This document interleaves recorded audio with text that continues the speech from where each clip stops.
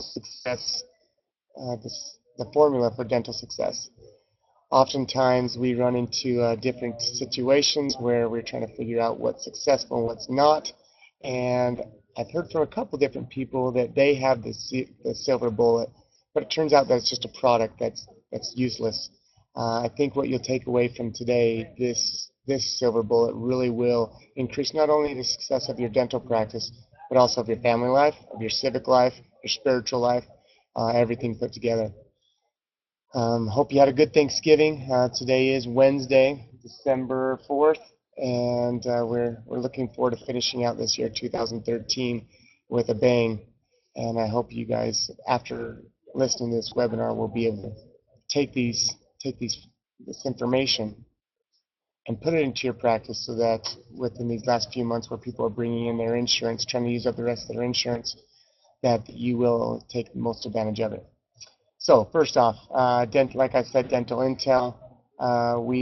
This is provided by Dental Intel. We are a firm that provides CFOs for dentists. A CFO is a chief financial officer.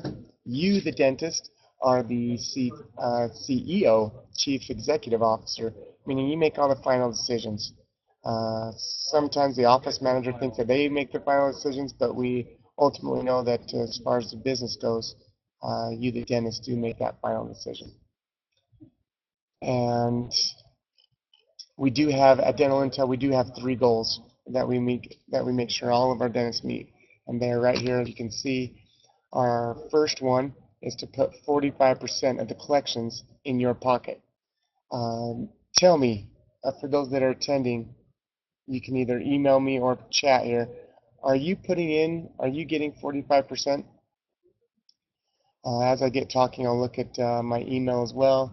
But are you collecting or keeping 45% of collections and putting it in your pocket at the end of the day? That's our first goal that we work on. The second one is your income and your lifestyle in balance. What does that mean?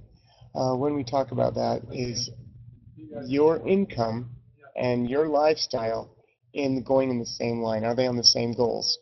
I heard from somebody just the other day that, why is it that people who have money are unhappy?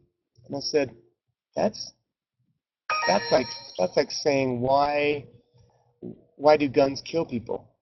Guns don't kill people. Money doesn't make people unhappy. What's making them unhappy is that their lifestyle is not in conjunction with what their income is. And so that's a big part of it. So we want to make sure that we are reaching that information.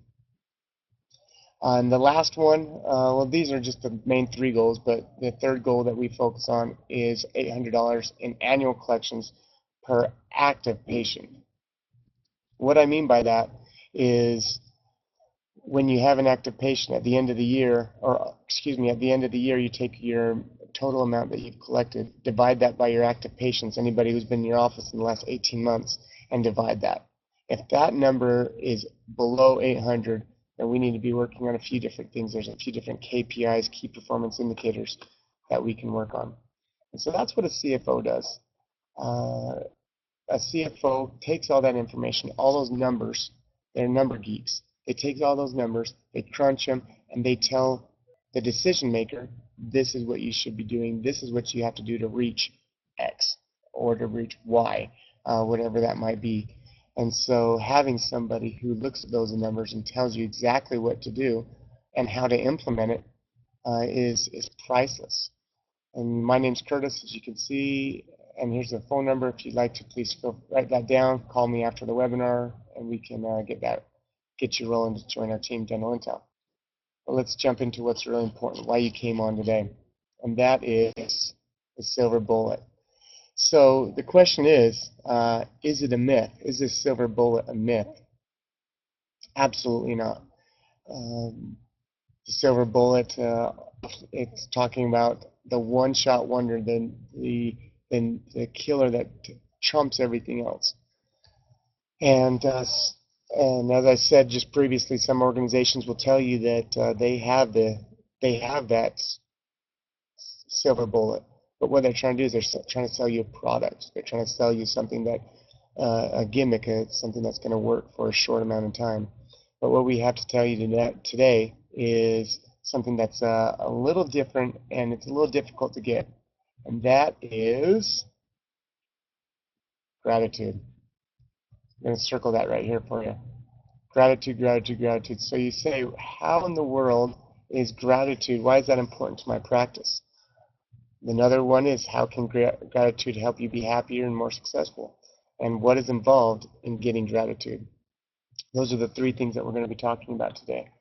Why it's important, how to get it, why does it make you more happy, and what's involved in getting it. And like I said, it is very difficult to get this at times. Gratitude it actually comes from the Greek word of grace. It's something that is really important to have and to make sure that you are building upon daily. And as you see, as we go through this, you'll see why it's important for your practice to have gratitude, not only for your employees, for your patients, but ultimately for yourself. There was a study done by Robert Edmonds. He's a PhD. He's professor of psychology at UC Davis, as you can see there. And what he did is he went into a mental institute. He's actually, first off, he's trying to cure mental disease, and trying to see how can we fix this dynamic problem that we have in our country. So he went in there and he created 3 groups. Each group he had do a specific task every day. He had them do a specific task, and as you can see, the first group, he had them write down, what am I grateful for? So they wrote down what they're grateful for, wrote down the words, what am I grateful for, and whatever that was. The second group said, what am I frustrated by? And then they said all those things. Third thing was, they could write anything they want. So these individuals who were writing all these things down, something rose to the top that Dr. Robert didn't think that would happen. And what really came about was the law of occupied space. The law of occupied space states, for those that don't know it, it does state that an object can only occupy in one place at one time. And additionally, 2 objects cannot be in the same place at the same time. So if you have whatever you have right here, this can only be in this amount of space for that amount of time until it's gone, or until something pushes it out of its way and replaces it. So the question is, what rose to the top? Why did that present itself, the law of occupied space? The reason is because of what the outcome from each group. I'll start with the last. The last group number 3, nothing changed. No, they wrote down, the status quo stayed the same because they could write down anything they want. So the status quo stayed the exact same over and over again. They still had mental illness. The second one, the people who wrote down what they're frustrated by became more mentally ill. They became more hateful. They became more resentful. They had a bad attitude. They were upset at everything. They're not increasing at all. And obviously you can tell from the last one what happened. Not only did they become happier, more pleasant, the mental illness started to go away. And that is what surprised Dr. Robert, was the fact that this mental illness was able to be taken away because of them just writing down what they're grateful for. And their productivity, their family life was good. They really enjoyed life again.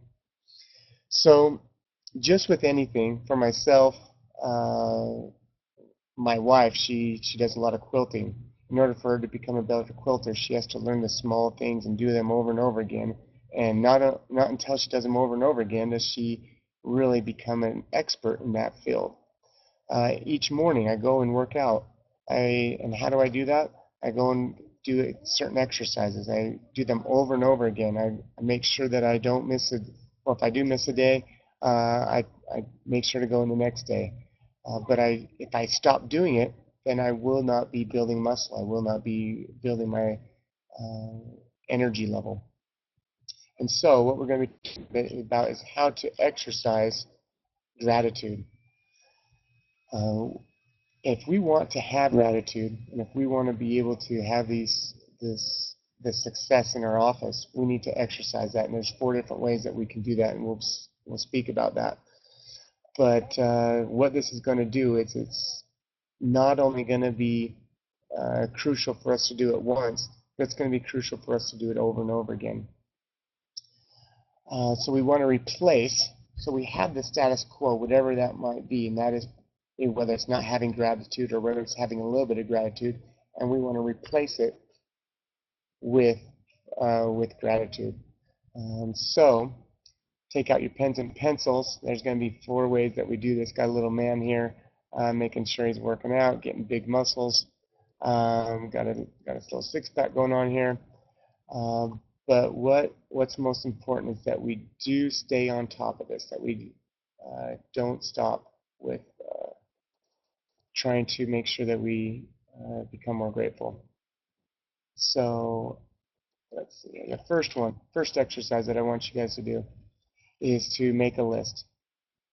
What I did was I actually made a list of all the people right here that were influential in my life, the people that either made me a better person or somebody who was that made a difference in my life, that helped me to become better physically, mentally, spiritually, in my workplace, in my family, in my civic, whatever area that might have been. And I wrote down a list of those things. Now, when you write down a list of these things, you want to spend just a few moments. You do want to spend 5 or 10 minutes, and then handwrite a note to these individuals. So I put a little letter here so that you can remember that. But what you want to do is you want to handwrite something, and not just a thank you for helping you out in a certain area, but you really want to explain why. Explain why they made you the way how they impacted your life, and what that is, and that way they can not only just see a regular thank you card and think it's generic or a cliche, but they can really see, oh, that's how it impacted you? I didn't realize that. One thing that I'm very grateful for is my boss just today. He says, Curtis, I know what I appreciate about you. I appreciate that you're always positive in every aspect that you do, whether it's here at work or outside of work, with our employees, with clients, the good clients and the bad clients, whatever that is, you're always positive. Notice that, now he said that verbally, but notice how he didn't just say the one thing. He actually said gave me multiple instances. So that was a great thing for me, but that also helped him because he's increasing that part of his gratitude exercise. The second one is service. How can service be a part of creating gratitude for you? That is something that oftentimes individuals say, well, service, yeah, it's helping other people, but how is it getting me, helping me grow my gratitude? And when you do that, I mean, you see oftentimes, especially this time of year in Christmas, you see the videos where people go and they do something good for someone else. They provide service, and all of a sudden they have a better outcome on life. They understand the importance of their purpose, whatever their purpose might be, whether that's family, whether that's uh, improvement of their own life, whether that might be money, whether that's cash, or whether that's, in your case, that might be doing dental work, getting dental work done. I know a few offices that we work with provide a free day of dentistry. What's it called? It's called dentistry from the heart. Some of them use it, or they came up with their own dentistry from the heart. Feel free to Google it. It's a service that you're able to. They give you all the marketing material and everything all the scripts and the checklists and everything that you need in order to provide a free day of dentistry in your community.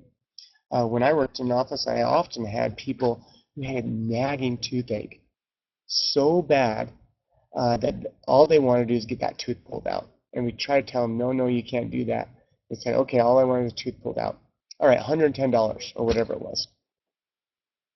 I cannot do that. I do not have enough money to do that. Those are the type of people that you want to be able to service on your free day of dentistry. The people in your own community that have so much pain or in such a bad situation where they really can't afford dentistry. Now, sometimes you do have those people who can't afford it. They say they can't afford it, but you see them go outside in their Lincoln, or you see them out at their grocery store the next day buying steaks. But that's not really our place. What we need to do is, if they say that they need it, we want to provide that for them. So, in any way that you can do, find ways to provide service in this field of dentistry. That, to me, is one of the biggest things that we can do to really provide that. And so, like I said, when working in that office, we started providing that free day of dentistry. Nobody got paid. No staff members got paid. We all came in on a Saturday, and we provided services to people within our community. And for the next month, everybody in the office was happier. We were more productive. We started so much so that we recognized that, and we put May was the slowest month of the year for this office. So the first Saturday of the month is when they do the free day of dentistry. And guess what happens that month? Profits increase, collections go up, treatment acceptance goes up. Because the whole office was serving, they were able to, they had that gratitude that now that month of May is not the slowest month anymore. It's like the third highest month now instead of the 12th month on the last one on the throne pole. So that's just one example of how that can really work.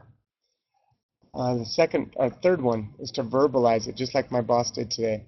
So what you want to do is find people within your office, whether it's employees or even patients, and verbalize that you're grateful for them and the exact reasons why you're grateful for them.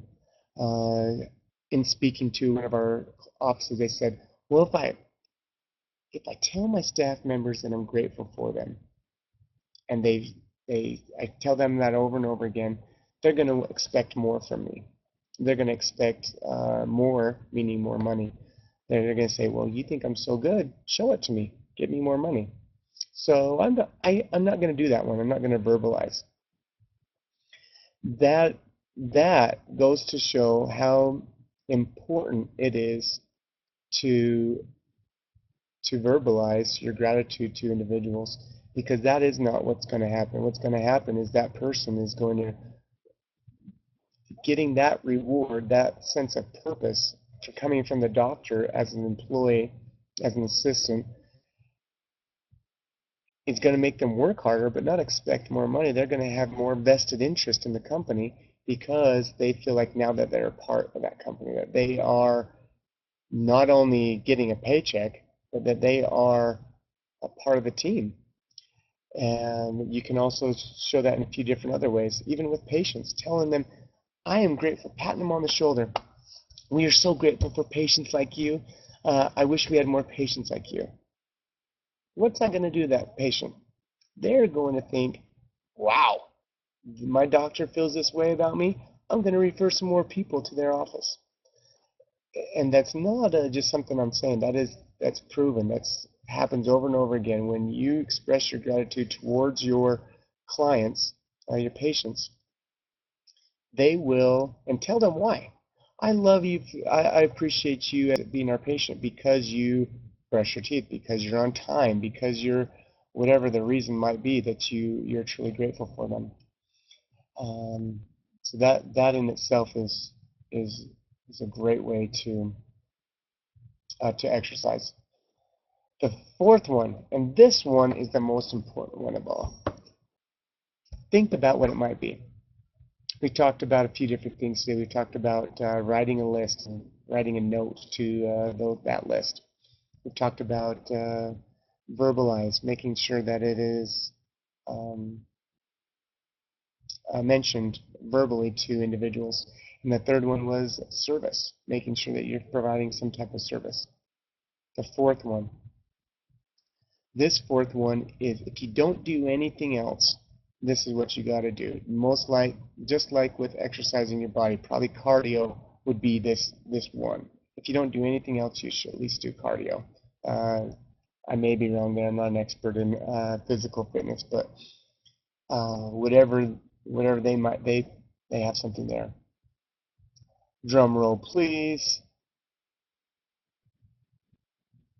It's writing in a journal. It's getting a gratitude journal and writing in it, just like Dr. Robert did for those people that were in one of those three groups. Get in that journal. Don't write the things you're frustrated about. Don't write about the status quo of what's going on. Write about what you're grateful for. Write about it. You will see a vast improvement. And this doesn't have to be long. Just 5 to 10 minutes a week. If you just did that alone and you didn't do service, you didn't verbalize to anybody, you didn't write a list, if you just did that alone, that will take you to understand the purpose what you are waking up for every day, seeing how getting you back to the love of dentistry, wherever you might be, and it will. What's going to happen? What did we see with Dr. Robert? We saw the law of occupied space, right? So here's where you're at. You're writing, you're doing this fourth exercise. You do nothing else. What's going to happen? You're going to replace that, and you're going to be have more gratitude in your life, and that's going to spread. You have that gratitude in your life. You're with your assistants. Guess what's going to happen to your assistants? They are going to get whatever they have replaced with gratitude because that is being occupied within their space. That's what they're seeing every day.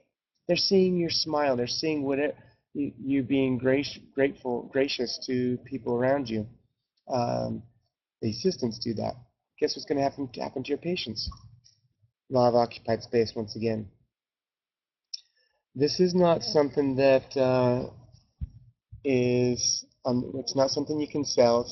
I guess we could sell you a journal, but this is not a gimmick. This is not something that is going to be around just for a little while. This is something that's very important for you in your office, for your success, both temporally, both with your monetary, both with spiritually, whatever aspect of your life it is. This is very important for you to be successful in all those areas. We here at Dental Intel don't just work with our clients. We like improving their lifestyles. We enjoy making sure that they get to balance that lifestyle and that income together. That as their lifestyle increases, so does their income, so that they can do more of their lifestyle, whether that's spend more time with their family, whether that's to go on more vacations, whether that's to open another office, whatever that might be. And as Dental Intel, we are the leading dental practice or optimization and performance company. Through superior technology and systems, we put you in the best financial position. If you want to hear more of these webinars, we'll be doing them monthly. I will make sure to send you an email as we do them in the future. Dental Intel is great for any office, no matter what stage of finance you're in. For those that do want to start up with with Dental Intel, we will offer you a free month of service just to show you how it can impact your life. Let me know by texting me here that number. That's my cell phone number, or you can go to our website and get more information there. But if you have any more questions, please feel free to type them in. I'll stay on for a couple more minutes to answer those questions. But we do appreciate you coming on today. I know that you guys are busy, and trust me, this is the silver bullet. This is what's going to get you to that next level. Monetary, personal, family, in your practice, all those things put together. And so for now, I appreciate you guys, but feel free to type me up something and I'll answer it here verbally. I'll stay on for a couple more minutes. Thanks, guys, and I hope you have a great weekend. Happy holidays. Don't get caught up in all the hustle and bustle. Just do what you do. Appreciate it.